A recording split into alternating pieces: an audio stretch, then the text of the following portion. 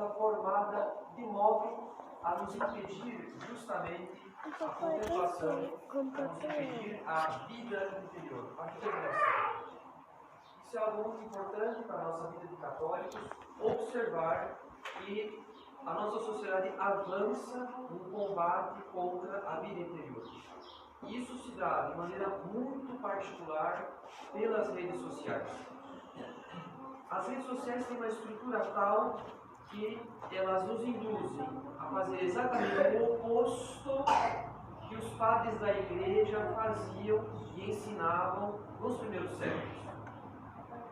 Primeiramente, no que diz respeito às redes sociais, toda essa estrutura ela é feita para uma linguagem rápida, para uma linguagem curta, de fácil acesso e para o conhecimento de coisas que são instantâneas praticamente, de conhecimento em tempo real praticamente.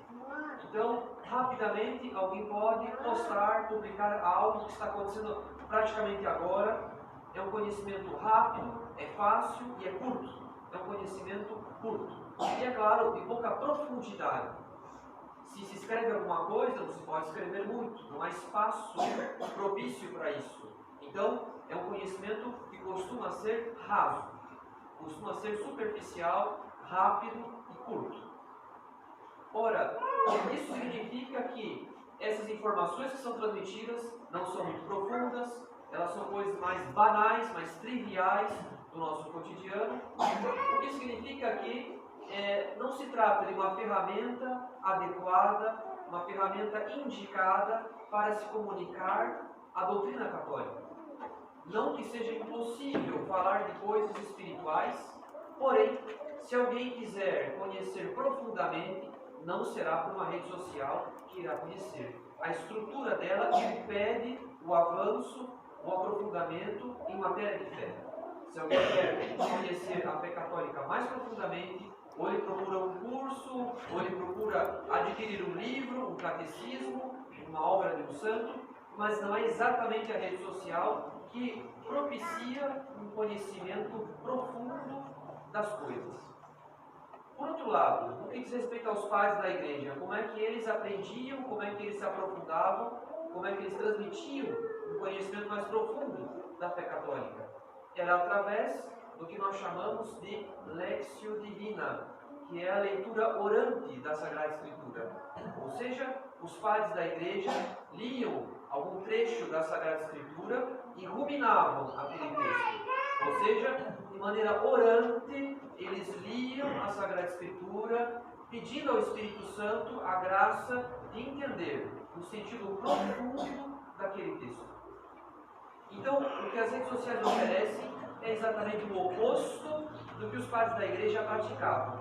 Eles praticavam uma leitura profunda, orante da Sagrada Escritura, pedindo ao Espírito Santo a luz de discernir, de conhecer o sentido profundo. É claro, esse sentido profundo que será dado de maneira autêntica pelo magistério. É o magistério que vai dirimir todas as questões, dando o sentido autêntico da Sagrada Escritura.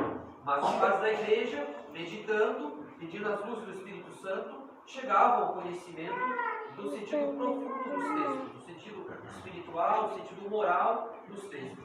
Então, através de uma leitura profunda, orando. Agora, o que as redes sociais oferecem aos católicos é um conhecimento superficial, passageiro. E, portanto, é muito difícil que um católico que se aproximou da igreja através de uma rede social, o que não é um problema, pelo contrário, não é algo proibido, não é ilícito, que ele tenha tomado conhecimento da fé por meio de uma rede social, que ele tenha tomado conhecimento do rito tradicional por meio de uma rede social, isso não é um problema, porém, não é por essa ferramenta que ele irá se aprofundar. Então, isso precisa ficar muito claro no nosso espírito. Uma ferramenta como essa, uma rede social, seja ela qual for, ela pode, no melhor dos casos, aproximar alguém, dar um conhecimento rápido, um conhecimento um tanto superficial, mas não um conhecimento profundo. Agora, o outro problema é que ela não faz apenas isso, ela faz sobretudo o oposto, porque entre uma postagem e outra relacionada ao rito romano tradicional, à fé católica, à modéstia, nós temos uma quantidade infindável de conteúdos absolutamente inúteis. Absolutamente inúteis para a nossa vida católica. O que nos instiga a uma grande curiosidade dessas coisas inúteis. E esse é o problema, que vai contra a nossa vida de oração.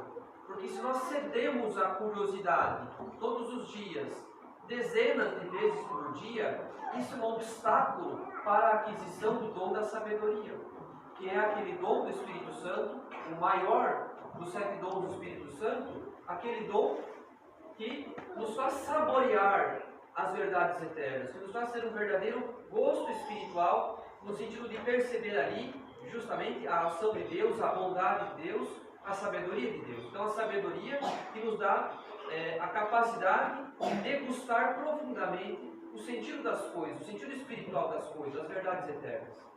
Então é impossível que a gente adquira, por graça de Deus, o dom da sabedoria, se nós colocamos tantos obstáculos para a ruminação das verdades eternas. Eu não posso ruminar as verdades eternas de maneira constante, de maneira perseverante, se eu estou sempre, digamos assim, obstruindo essa ruminação com tolices, com bobagens, que nós procuramos, por fraqueza nossa, cotidianamente, diversas vezes por dia, dezenas de vezes por dia. Então é um obstáculo secreto, um obstáculo sutil para a aquisição de uma vida interior, uma vida de oração séria. A perda de tempo com a curiosidade de coisas que são inúteis. Há todo um sistema próprio das redes sociais de sempre sugerir conteúdo, de sempre sugerir mais do que a gente eventualmente consultou em algum momento, vai aparecer mais e mais sugestões. Então essa curiosidade se torna um problema. Mas não apenas a curiosidade, que é um dos males das redes sociais, mas o espírito do mundo, o espírito da carne. Hoje nós não precisamos mais sair de casa para ter acesso a esse espírito do mundo e ao espírito da carne. Ele já vem até nós, ele já nos é sugerido, mesmo quando a gente não procura. Então nós temos acesso à vaidade do mundo. Nós somos instigados constantemente ao consumo do que é necessário, ao espírito de cobiça. Ou então nós somos instigados aos desejos impuros, mesmo não procurando. Isso nos é apresentado gratuitamente. De modo que, quanto mais a gente acessa, mais a gente se afunda, ou nesse espírito do mundo, da cobiça, ou no espírito da carne, da impureza. Então são obstáculos cotidianos que nos são apresentados, são combates espirituais constantes nas redes sociais. De modo que um católico ele necessita, por ordem, do uso que ele faz das redes sociais. Ele não vai se aprofundar na fé católica lendo postagens curtas e breves de rede social, mesmo que sejam coisas muito santas, mas não é ali que ele vai adquirir um conhecimento profundo, sistemático, sério. Não é por esses meios que ele vai atingir uma vida de oração, sem contar os danos pela exposição à curiosidade, pela exposição ao espírito do mundo, pela exposição ao espírito da carne. Então ele necessita pôr ordem. Porque nós temos um outro problema que vem justamente do funcionamento da nossa natureza humana. Quanto mais rede social, mais ansiedade. Elas tendem a produzir em nós um estado maior de ansiedade, uma vez que elas causam uma dependência em razão da dopamina. Isso não é um segredo hoje para nós, por esse conhecimento difundido que há dos efeitos das redes sociais no nosso cérebro. Então isso produz muita dependência, porque afinal de contas é sempre muito interessante toda essa carga alta de novidades. Constantemente nós somos solicitados a procurar mais e mais novidades, um outro vídeo, uma nova notificação, uma nova indicação de conteúdo. Tudo isso é muito estimulante para o nosso cérebro e, portanto, isso causa ansiedade.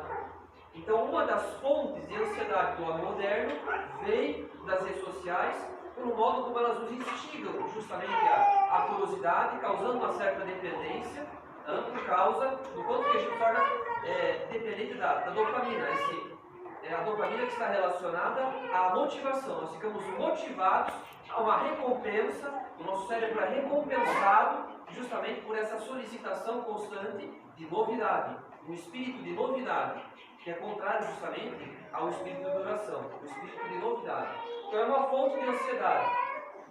Mas ao mesmo tempo, não apenas de ansiedade, mas de outros efeitos nefastos que podem ter para a nossa vida, não apenas espiritual, mas para a nossa vida natural, para a nossa saúde mental. A própria depressão. A gente se compara aos outros.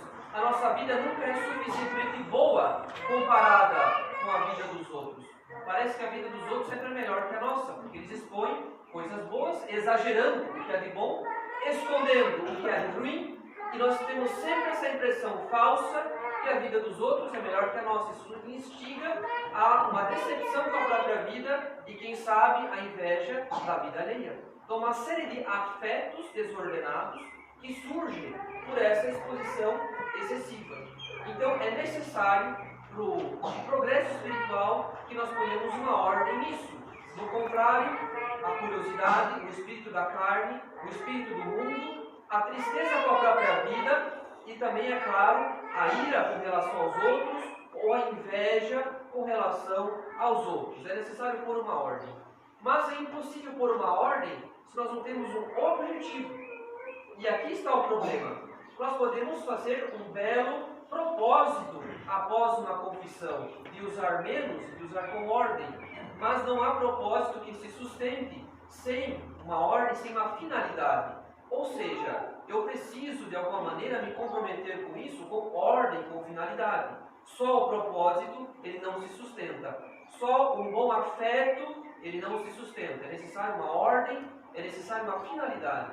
E nesse sentido, nós precisamos o quanto antes, quem sabe hoje, ao final dessa missa, ou assim que eu chegar em casa, eu preciso invocar o Espírito Santo e colocar no papel. Eu vou escrever num pequeno papel, que eu posso colocar no meu livro de oração, no meu devocionário, colocar no pequeno papel as minhas resoluções. Ou seja, para que eu não seja arrastado por esse espírito de curiosidade, pelo espírito da carne, pelo espírito do mundo, para que eu não seja arrastado por essas paixões desordenadas que são desencadeadas pelas redes sociais, eu necessito escrever por escrito um programa de vida espiritual, uma ordem de guerra. Eu necessito pôr por escrito as minhas resoluções. Eu preciso estabelecer meu programa de combate espiritual. Então eu vou invocar o Espírito Santo e vou colocar por escrito. Como que eu vou colocar em ordem a minha vida interior nesse ponto, quem sabe em outros pontos também. Então estabelecendo os horários. Eu não posso, se eu quiser ser bom católico, acessar as redes sociais o dia todo, sempre que eu tiver vontade, sempre que vier uma ansiedade, um impulso de saber o que é que ocorre no mundo, o que é que as pessoas estão escrevendo, publicando, dizendo da vida delas. Frequentemente coisas inúteis. Então eu preciso estabelecer um horário, ou alguns horários, em que eu possa fazer isso, sem detrimento, portanto, dos meus deveres de Estado, dos meus deveres de oração. Depois a finalidade, eu verei o quê? Uma pessoa que segue 5.000 perfis, o que é que ela quer ver em 5.000 perfis? Como que ela consegue administrar isso, hein? É humanamente impossível dar conta de acessar tantos conteúdos. Isso aí é humanamente impossível. Então como é que eu posso colocar um fardo desses sobre as minhas costas? Eu preciso ter uma finalidade. O que é que eu vou cortar? O que é que eu vou reduzir? Do que é inútil? Do que vai contra a vida interior? Porque eu estou apenas me expondo ao espírito do mundo, ao espírito da carne, a uma curiosidade desordenada. São coisas que me instigam talvez à inveja ou a uma grande satisfação da minha própria vida e assim por diante. Eu preciso cortar as inúmeras coisas que para mim são absolutamente inúteis. É uma necessidade do católico diminuir ao extremo a exposição àquilo que é inútil. Porque sempre há um novo perfil a ser seguido, a instigar a nossa curiosidade. Nós acrescentamos, mas não diminuímos. E precisamos diminuir e reduzir aquilo que é estritamente necessário para o nosso bem. Aquilo que é estritamente necessário para a nossa vida espiritual, para a nossa santificação. Então a primeira resolução são os horários. Quando que eu verei isso? Eu tenho que ter horários. Eu tenho horário para trabalhar, eu tenho horário para comer eventualmente. Eu tenho horário para rezar, seria bom se tivéssemos. Para isso também deve ter horário. Em segundo lugar, reduzir aquilo que é estritamente necessário. E por fim, é claro, eu não preciso ver tudo o tempo todo. É claro, eu preciso também pesar as prioridades. Porque quantas vezes eu sacrifiquei a vida de oração a tolices, a bobagens, a inutilidades. Sacrifiquei a vida de oração, sacrifiquei a leitura espiritual, sacrifiquei o exame de consciência. Talvez seja a primeira coisa do dia que a gente vê quando acorda e a última antes de dormir. E não houve oração da manhã e não houve oração da noite. Não houve exame de consciência. Talvez não houve sequer a oração do terço. Porque, afinal de contas, depois de ter visto tantos vídeos em um outro aplicativo, quem sabe, era o tempo que eu poderia ter rezado o terço e eu não rezei. Porque de curiosidade, eu perdi meia hora, 40 minutos, uma hora, quem sabe mais de uma hora, num dia, 2 dias, 3 dias, talvez todos os dias da semana.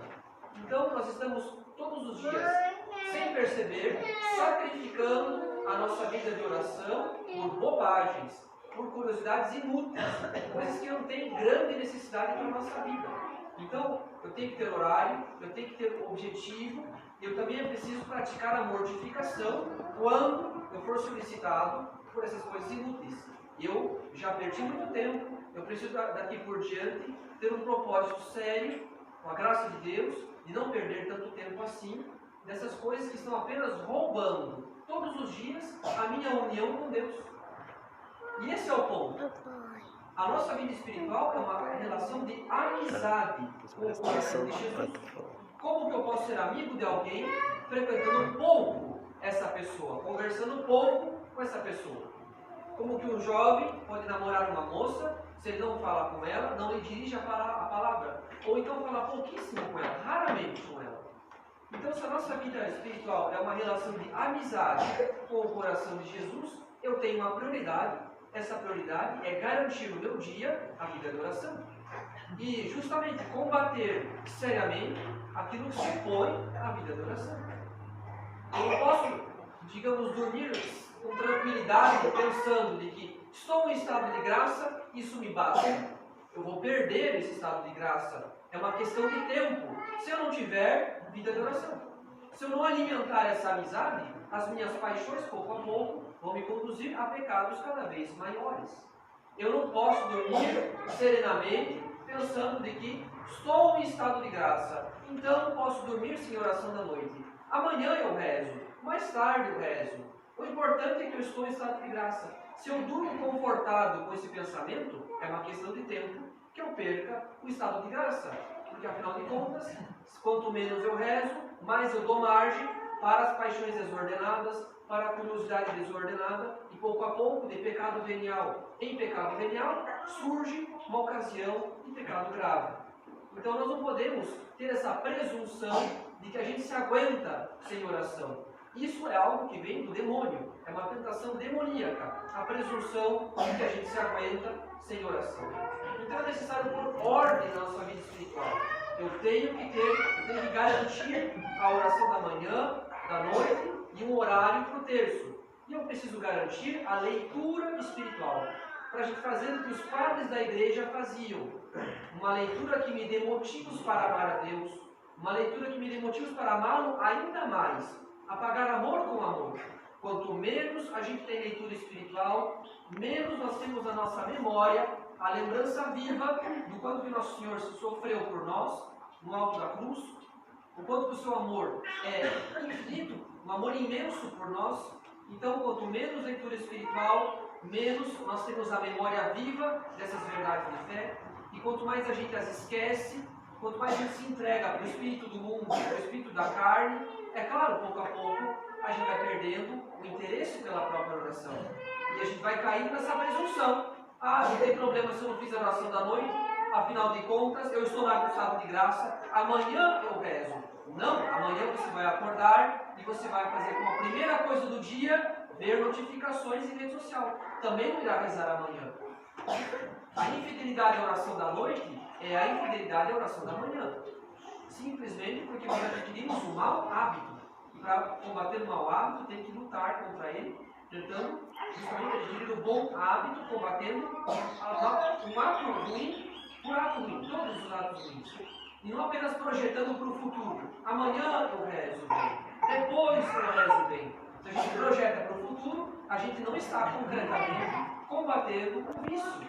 Nós estamos apenas fazendo com que ele cresça na nossa alma. Então, o tempo que a gente roubou de Deus até hoje, nós devemos devolver, estabelecendo os horários da oração e, é claro, devolvendo ou através adquirindo o que nós não tivemos até hoje, que é a leitura espiritual. A gente precisa se recordar constantemente dos motivos infinitos que nós temos para amar a Deus.